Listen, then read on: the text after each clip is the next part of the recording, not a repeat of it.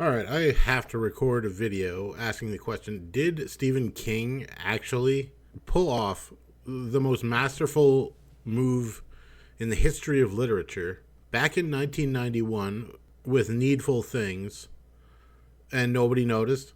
This is a question that I'm going to be asking in this video. So stick with me if, well, you're interested in literature at all, I guess, is the only caveat. A couple of assumptions that I'm probably going to make is that if you're listening to this, you at least know Stephen King's works somewhat, which everybody does because he's got a million movies and a million books. And this also ties into the Dark Tower series that he's written. So if you don't know what the Dark Tower series is, it's sort of his fantasy series. But the Dark Tower itself is essentially the nexus of sort of supernatural that holds all of the Stephen King multiverse together. So those are like that's all you need to know for this video. And man, I just finished Needful Things, and it's obvious, like it's pretty universal that everybody who comments on Needful Things, it's a popular book, but 99.9% of the universe hates the ending. The question being, what's up with that? This is on a lot of people's top 10 Stephen King books, and like nobody likes the ending. So how can it be that good? And yet the ending, it seems like people don't understand, right? And yeah, it on a surface reading, it definitely seems crazy, the ending of this book. I'm going to try to do this whole video not spoiling it, right, as much as I can, so that you guys, if you haven't read Needful Things, that this hopefully won't ruin the book for you. Actually, hopefully it'll make you want to read it with like a little bit more subsurface, I would say. So here we go. Here's what happened. All right, and sorry if some of this video sounds like I'm reading from a script, because first I posted this theory in on a couple of Stephen King sort of YouTube channels, and I haven't received anything back yet, but I figured I might as well make this into a YouTube video because if I'm fishing for people's thoughts on it, maybe this will go out there. Okay, I don't know that much about the Stephen King book universe. This is my second Stephen King novel that I ever read. So I don't know what everybody else's excuse is for not talking about this book more and not analyzing the passages I'm about to go over. And maybe it's because Stephen King doesn't come out and talk about this. Like, I can't find anything on this on the internet. But I did want to say, yeah, like I read The Shining, and this is my second time reading Stephen King.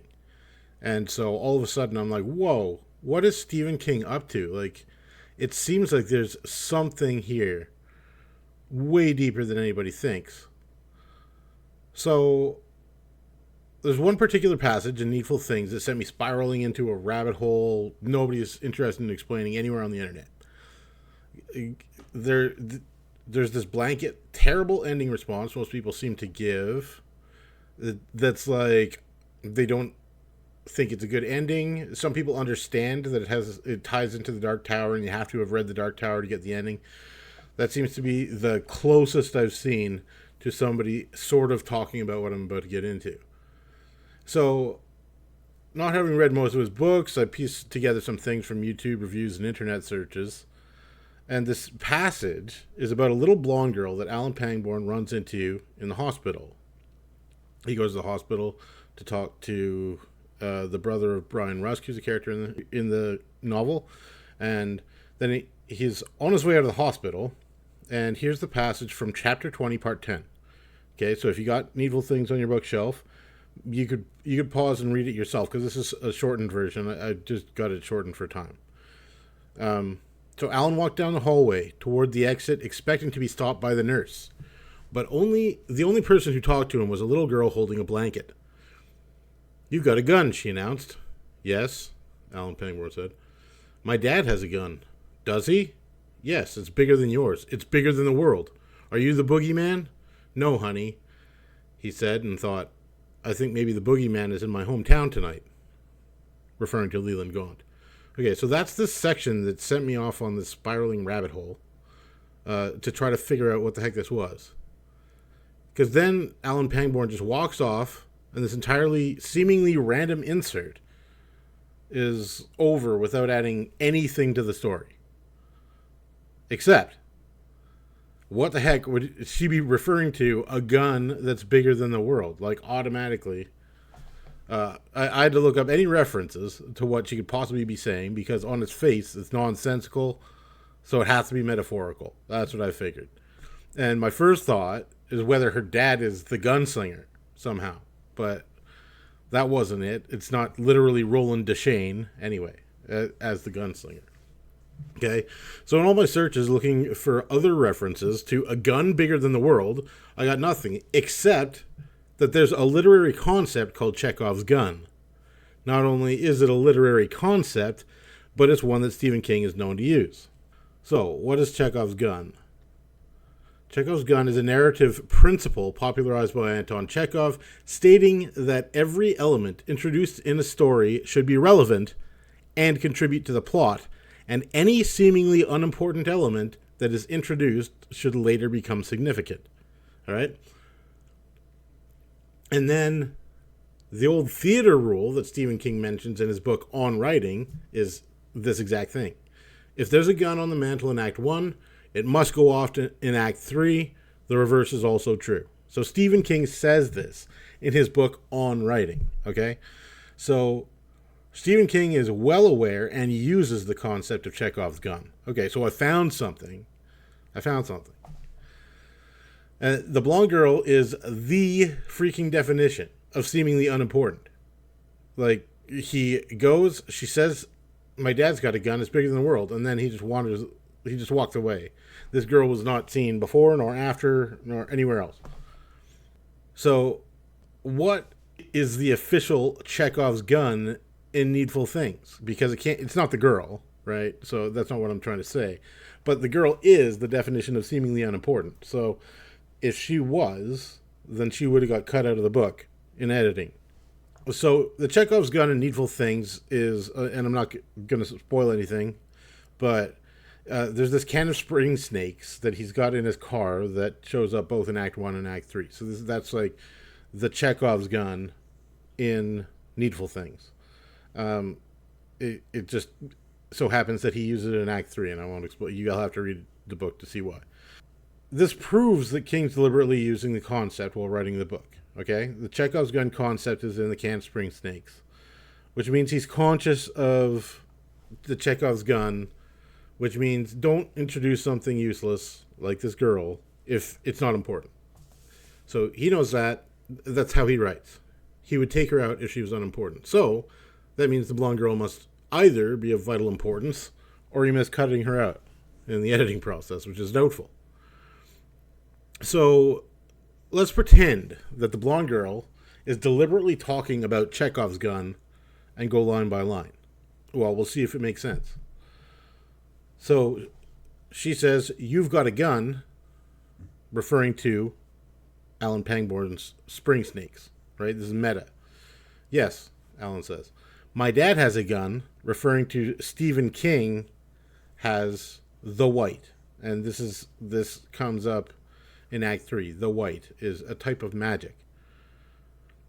Does he? "Yes, it's bigger than yours. It's bigger than the world. Are you the boogeyman?" is the next line.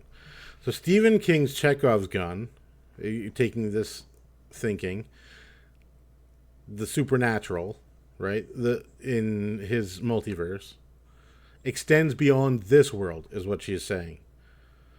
So she says, "My dad," that's Stephen King, the being her dad, plopping her in the middle of nowhere in a book.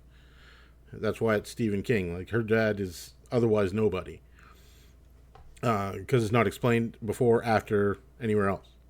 Right? So, my dad's Chekhov's gun extends beyond this world. Now, keep in mind that the concept of Chekhov's gun would be in one confined story. The Chekhov's gun it shows up in Act 1, it's used in Act 3. And vice versa, according to Stephen King. So what world does it extend to?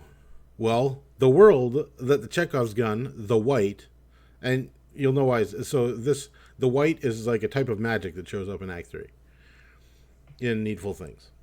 I won't say what it does or anything, but that's what she's referring to. So what world does it extend to? The gunslinger. Could this be an accident? Like, we're talking about Chekhov's gun here, and the book that the white comes from is called The Gunslinger.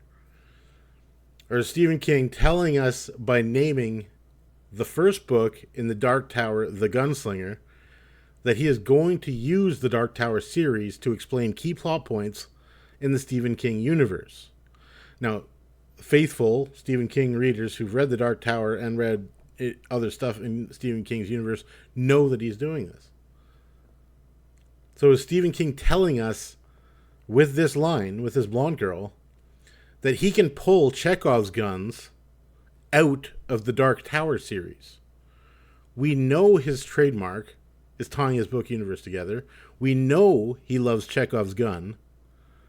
Maybe he's laughing at everybody who thinks he would throw away one of his greatest works with a ridiculous ending that seems meaningless. But he's using Chekhov's gun. We know that he is because of the spring snakes. So the ending can't be meaningless. So it must be another gun. Maybe the entire ending of Needful Things is saying there's more answers in the Dark Tower than you think. Because the white is from the Dark Tower series. And he uses the white in Needful Things. This is where the conclusion is being drawn from. So remember what Stephen King said. If there's a gun on the mantle in Act 1, it must go off in Act 3. The reverse is also true. The reverse being, if the gun goes off in Act 3, then you must see it on the mantle in Act 1. That's the reverse. But the white goes off in only Act 3.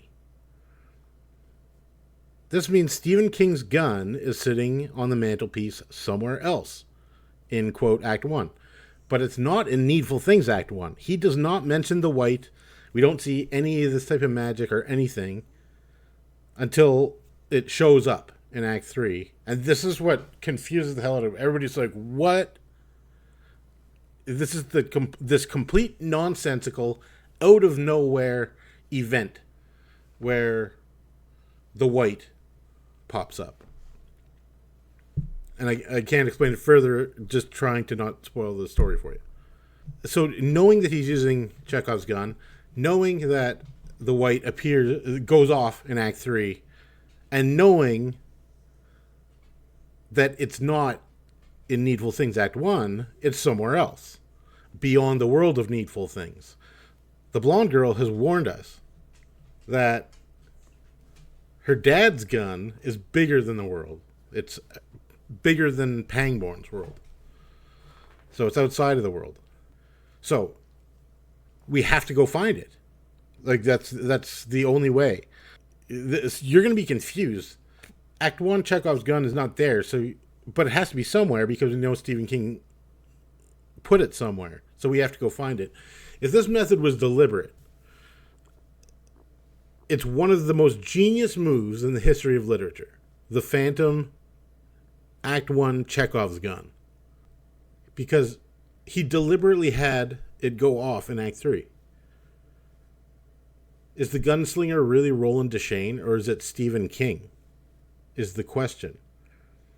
Because his Chekhov's gun is in The Gunslinger in the Dark Tower series. If you're talking about the white. The magic.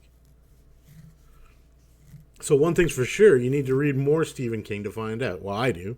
I haven't read anything outside of Needful Things, really, and The Shining. So if my theory is correct, Stephen King is suggesting we read his books in publication order. I think that's a point that he wants us to know, if I'm correct about the theory. So we need to keep in mind, when Needful Things was written, only the first 3 books of the Dark Tower were written, and not many people were reading them. Some of these Dark Tower connections have become more obvious to the faithful King readers who didn't skip the Dark Tower, but we might have to reconsider the importance and depth King might have put into his ending of this book, Needful Things, by creating a mystery what the fuck ending in Needful Things that would direct his readers towards the Dark Tower to get answers. Even now, we're decades later. Like, that might actually be the stroke of genius that continues to go unrecognized. And even if you think, oh, well, it still ruined the ending. Like, you just wanted a fun ending or a better ending that was more understandable or straightforward. You still have to admit that if he really put all this in there on purpose, and he was thinking this meta back in 1991, what other secrets did he bury in his books? Like, it's certainly a promise. This Chekhov gun, if this Chekhov gun theory is correct, if all this is referring to Chekhov's gun, then it's a promise that there's no random useless passages in his books. If you search for importance, and even the most mundane things, you'll find it somewhere in the books. And if something seems nonsensical and stupid, maybe you aren't getting some secret hiding somewhere else. There's even a literal treasure hunt that features prominently in this book, Needful Things.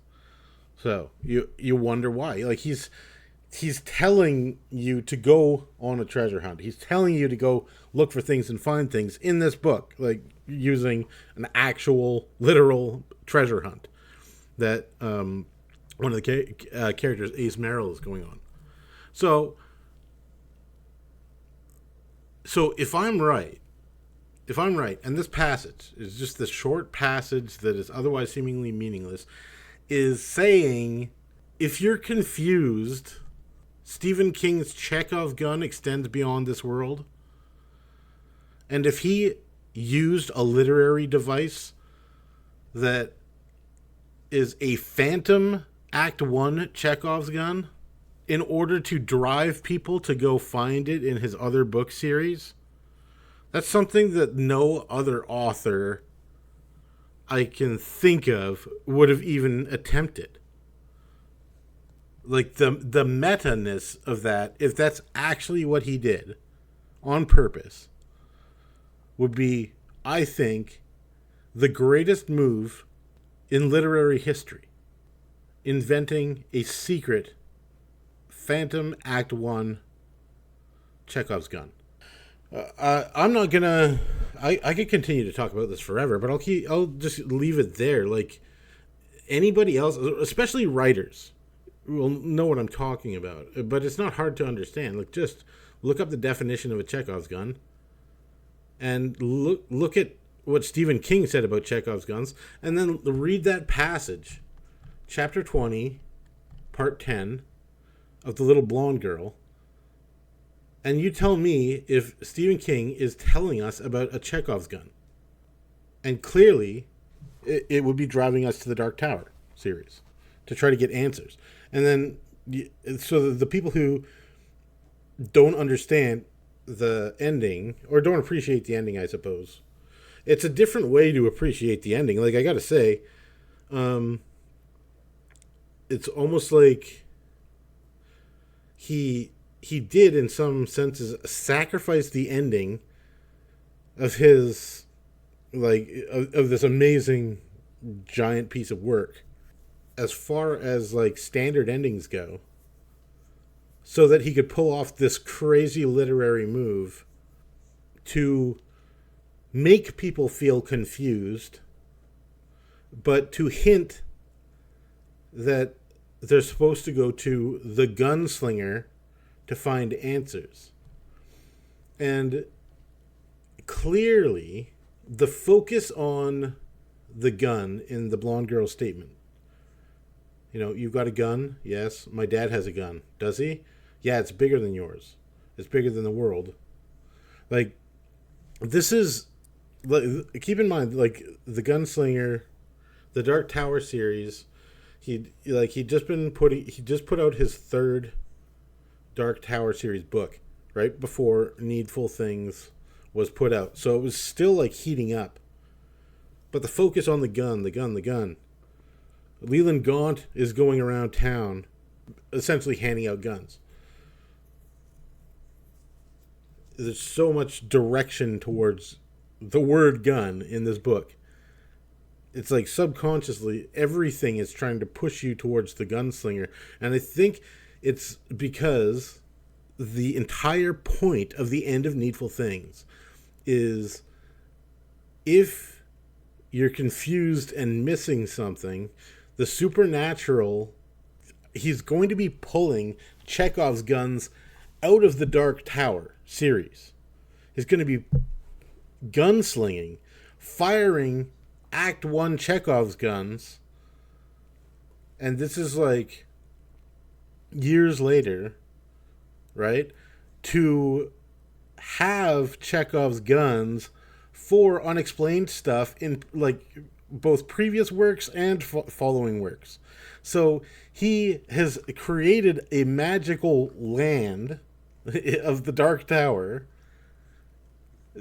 and he's essentially bragging that now he can magically start gunslinging Act 1 Chekhov guns in the Dark Tower series that explain major plot points in early books, even like Cujo and Salem's Lot and all this stuff. And people who've read the Dark Tower series will probably, I haven't read them, but I'm assuming that people who've read the Dark Tower series, and I've heard people talk about it, that they've seen that that's true. It's like these are magical Act 1 Chekhov guns that he's firing out into his early books in like a form of time travel.